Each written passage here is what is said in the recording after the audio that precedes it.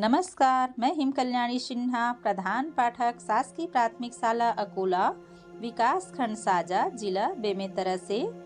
आज हम पढ़ेंगे कक्षा 5 में विषय पर्यावरण, अध्याय 12 दर्पण के खेल। जैसे कि हम सभी जानते हैं कि दर्पण प्रत्येक घर में पाया जाता है और इसका विशेष महत्व भी है। तो हम इसी के अंतर्गत कुछ प्रयोग करने जा रहे हैं। जैसे यहाँ एक प्रयोग है रंगों का मेला। अब रंगों का मेला क्या है, इसे समझने के लिए हमने एक टब लिए और टब में पानी लिए, आधा टब, और उसके लिए एक दर्पण भी रखे।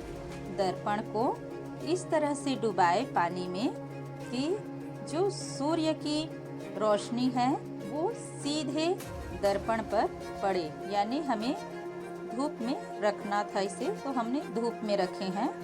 अब हमने देखा कि जो सूर्य की रोशनी दर्पण पे पड़ा तो उससे जो रोशनी निकली वो दरवाजे पे दिख रही है स्पष्ट रूप से, और वो जो रोशनी है वो कई रंगों में दिखाई दे रहा है। ऐसे लग रहा है जैसे ये रंगों का मेला है।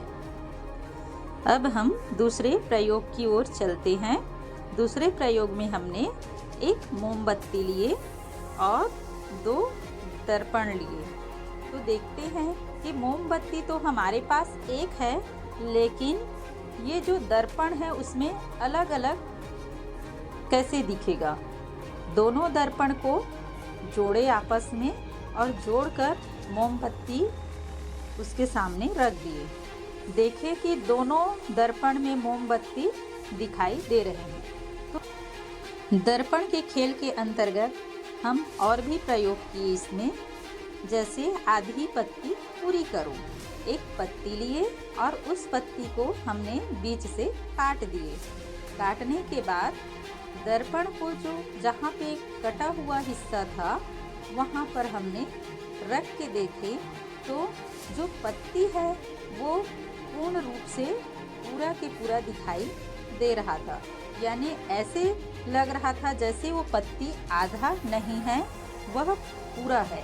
तो यह दर्पण का खेल है और दर्पण के खेल के अंतर्गत हमने यह प्रयोग किए।